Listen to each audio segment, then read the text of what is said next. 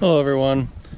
So today I thought I would give a little tour of this farmhouse that I want to tear down for my 1,000 subscriber mark. Some people had some questions about it, so I figured I'd just do a walkthrough tour of the inside and kind of explain how I'm going to go about tearing it down. So let's get inside. So there's two doors, or three doors actually. The front door I can't get in. This door is just a screen door here. And as you can see over here, there's a window that animals have been going in. But I gotta kind of be a little careful because I know there's raccoons and stuff living in the attic and animals living in the walls and stuff. So we're going to pry our way in here.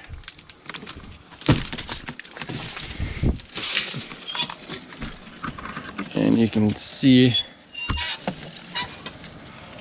ceilings falling down up here. This goes to the basement, which there's a story behind what we want to do with the basement once the house is gone. So I know there's stuff potentially living up in here somewhere, but hopefully they won't attack us. So not sure if we want to go down. I guess I can try to go down there. It looks like something's actually been digging down here. There's a big pile of dirt right there. Get these spider webs out of here. Probably can't see them on the video, but there's a big one there too. Alright, probably good enough. Alright, so you can kind of see what we're working with here. It's a very thick rock and limestone basement wall here. And then there's that post. Then there's like crawl space over here. And then, yeah, I don't know. There's a huge pile of dirt here, which that was not there the last time I came down here. But it's been a while. So there's an old boiler there. And then a furnace. And some other stuff. But you can kind of see the walls are pretty cool. And yeah, that's pretty much it. So this actually wouldn't be a bad starting point on taking the house down, is this pole.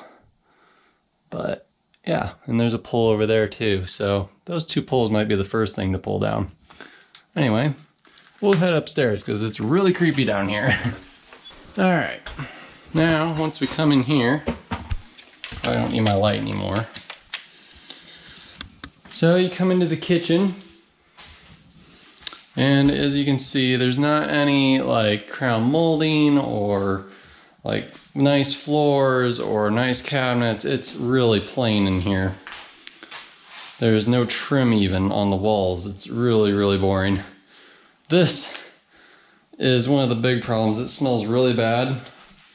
And I'm sure it's because of this bathroom here. So as you can see, there's light coming through there. And this bathroom is just destroyed. Lots of mold, lots of bad stuff. Probably shouldn't be breathing it. And then over here, it looks like the ceiling's falling down over here now. So, yep, got some more water damage there. There are some cabinets in here, but they're nothing special at all. Nothing special. The only thing that I've tried to actually tear out of this house was this hardwood floor in here, but it turned out being way harder than what it was worth, so I just gave up. Then we got the same hardwood floor in here. I ripped the carpet out of here because I wanted to see what was under it, but yeah, it's just too hard to get out and not worth it because it's already stained really bad. You come around here, we got the front door, and then we got just a room under here, which it doesn't look like there's anything in there, thank heavens. So let's go upstairs and then I will talk about how I'm gonna try to rip this down. All right, stairs.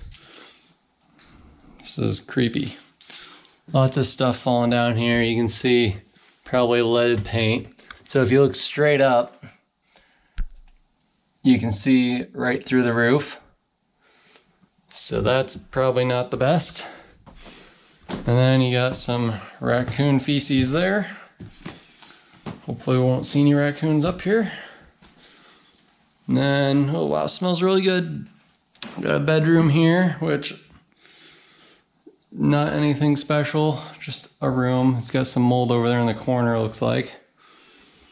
So this attic is pretty terrible. All this paint's just peeling off. Not any good. Then you got, oh wow, it smells so bad. Looks like that window's completely busted out. And then the scary part of all of this is this room here, because this room slopes down about a foot or so on that far end over there. So as you walk this way, it's really scary. It just feels like you're diving off of the end of the house. And I just noticed all that black mold and another hole right there. So that's fun and why it smells. You can also see up here, the house has been on fire before. So I don't know when that happened, but it was repaired and just put back up together. So not the best.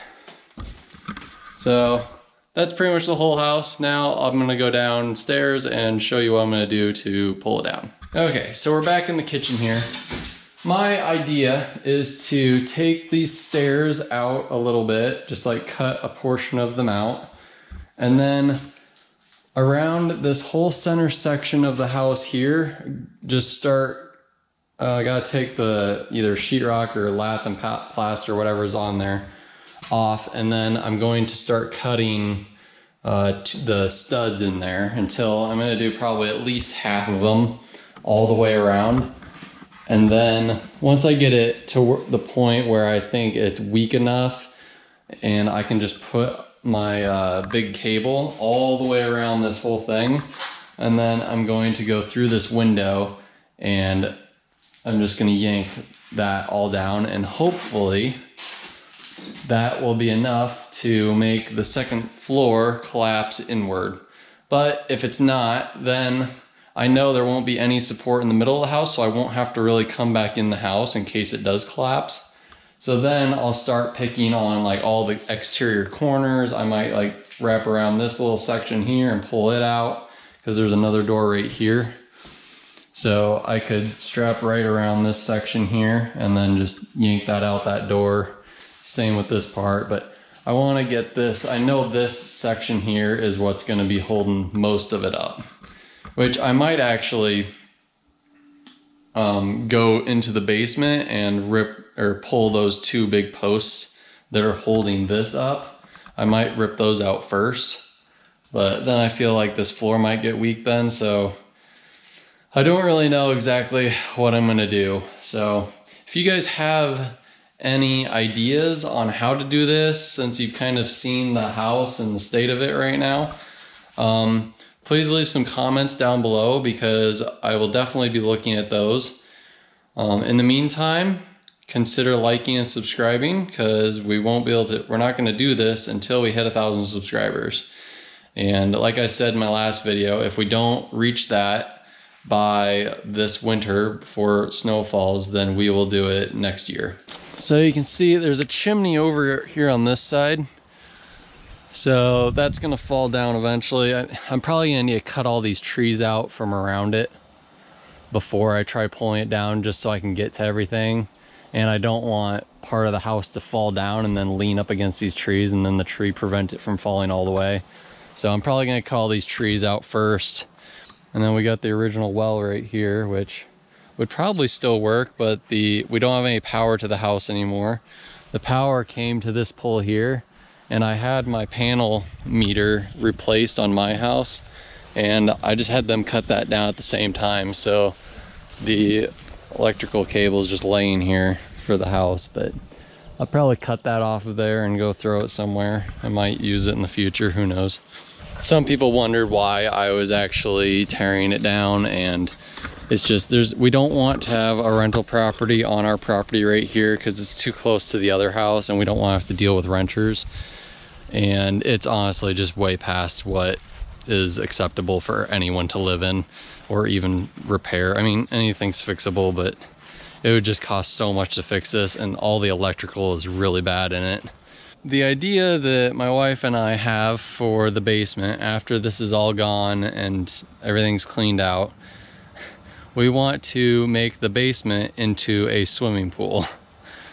I don't really know if that's possible or not, but it's kind of a cool idea. I know we'd have to like somehow work in the plumbing for it and seal the walls, but I thought it'd be cool to have the walls exposed but still have them sealed with some type of like a clear coat type thing. I don't know if it's possible. If you know anything about pools, you can let me know. But we have concrete stairs going down there, and then it's deep enough that it could be a pretty decent pool. It's big enough too. So, and then we could put a windmill up with a well to be able to fill it up in the summertime, which I am going to be getting a windmill from my grandparents. They have one in their backyard, and I believe it's an air motor, and it has a 6-foot wheel on it. So we're going to be getting that. I'll have videos of tearing that down, and it should be pretty exciting. So if you enjoy this channel and the content I'm providing you, please consider liking and subscribing, and we will see you next time.